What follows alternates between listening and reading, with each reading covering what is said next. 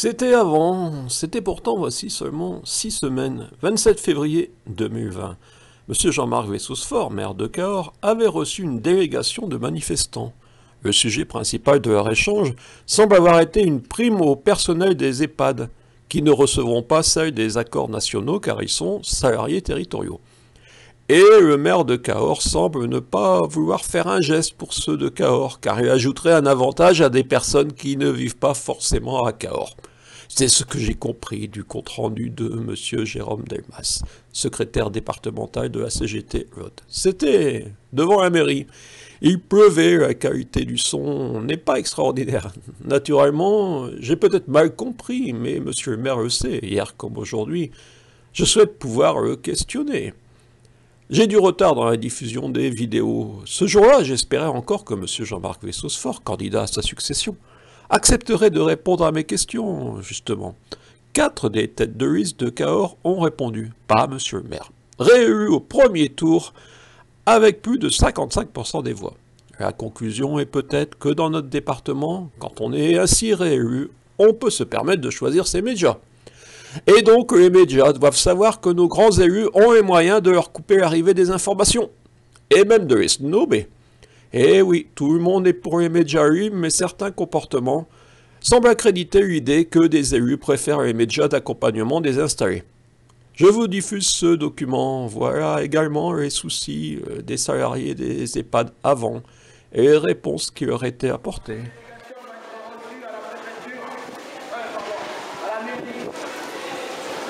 Par rapport à la question du montage, voilà, la délégation se prépare.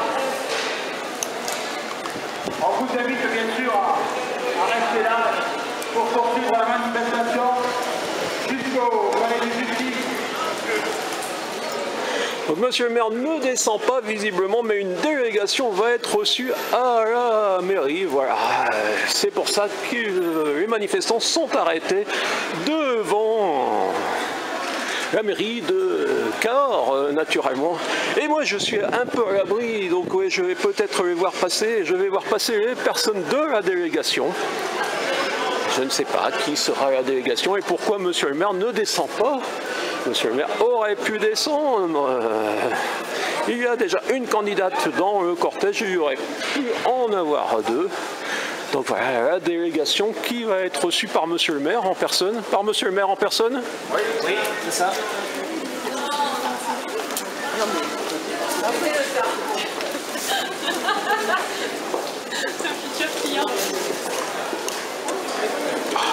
Je vais essayer de les suivre. Hein.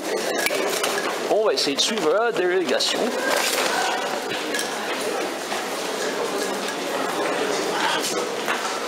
Pour l'instant, cabinet de monsieur le maire, visiblement les personnes connaissent et je ne pense pas que je pourrais y entrer, mais au moins monsieur le maire saura que j'ai suivi la délégation. Je ne fais pas partie de la délégation. Non, non, je vous rassure. Je suis juste celui qui va témoigner que monsieur le maire a reçu la délégation.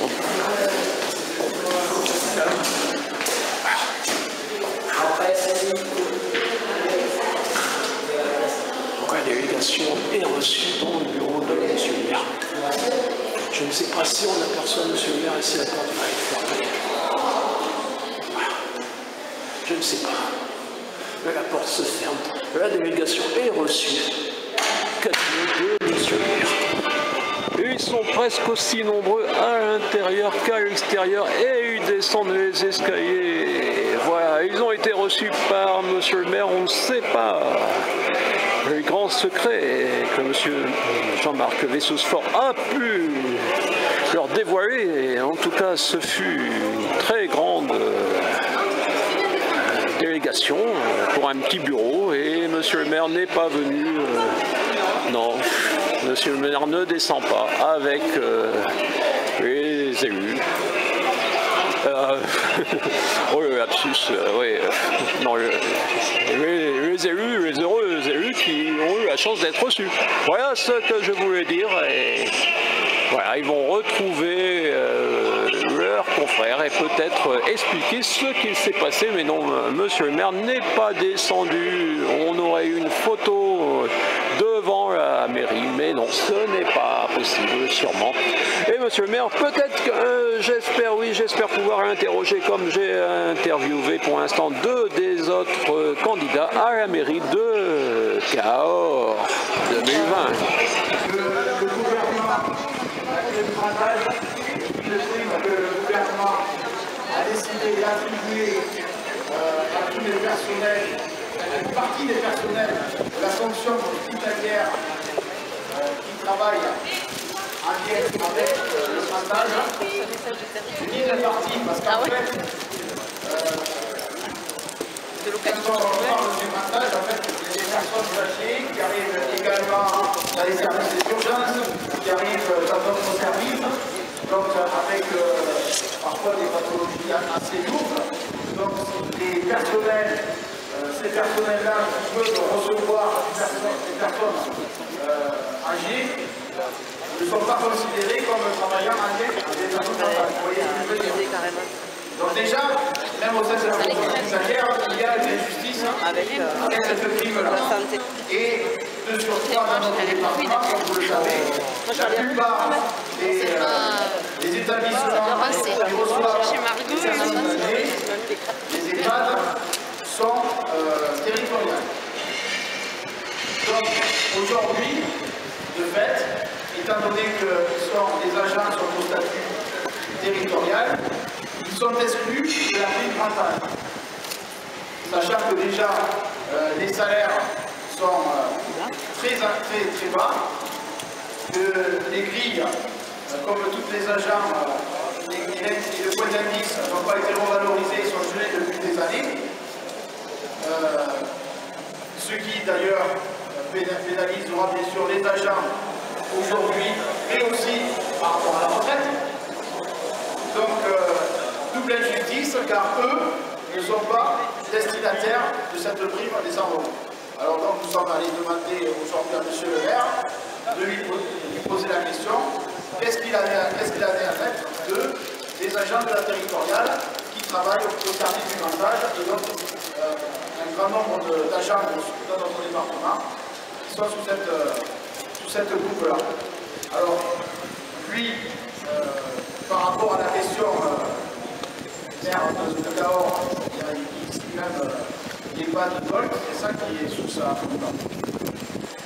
Alors, ça serait bien sûr une attribution par le biais du CCAS, mais qui trouve pas possible à faire, car le CCAS, c'est pour l'intercommunalité, et il y a des personnes qui sont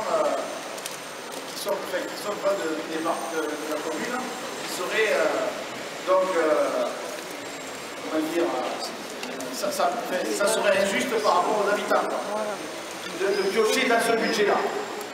Ça, c'est une première des choses, donc, et pourtant qui permettrait de répondre à l'urgence. Donc la réponse, en fait, à l'urgence, il n'y aura pas de réponse à l'urgence par rapport à cette prime. Voilà ce que je veux dire quelque part.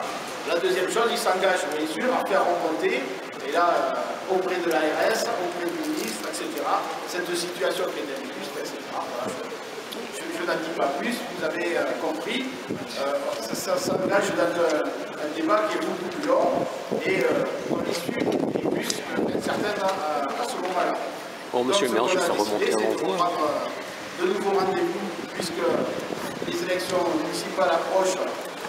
Il va s'engager à faire le courrier et il en transmettra le courrier, bien sûr, aux organisations syndicales. Mais nous serons amenés à venir le revoir pour voir l'évolution du dossier et en venir avec la question de cette prime. Et qui, au-delà la question de cette prime, qui est notamment juste, la question est de savoir, notamment dans le cadre de la réforme des retraites, comment on revalorise les salaires, comment on prend en compte les conditions de travail qui se dégradent par le fait du taux de personnel par rapport au nombre de personnes âgées. Il y a tout ça qui est à revoir et auquel le gouvernement dit travailler depuis 2 ans avec un certain nombre de rapports. Je ne citerai pas tous les noms parce qu'il y a des moments, il y il y a eu tout un tas de rapports qui ont été faits et qui, pour autant, n'ont jamais abouti à cette date d'aujourd'hui, abouti même ne serait-ce qu'à un projet de loi. Voilà où on en est de la question du grand âge, qui est une question majeure de notre département, puisque je le rappelle, on est deuxième, voire même premier département avec le nombre de personnes âgées le plus important en nombre de personnes âgées. Donc je pense que moi la mobilisation ne doit pas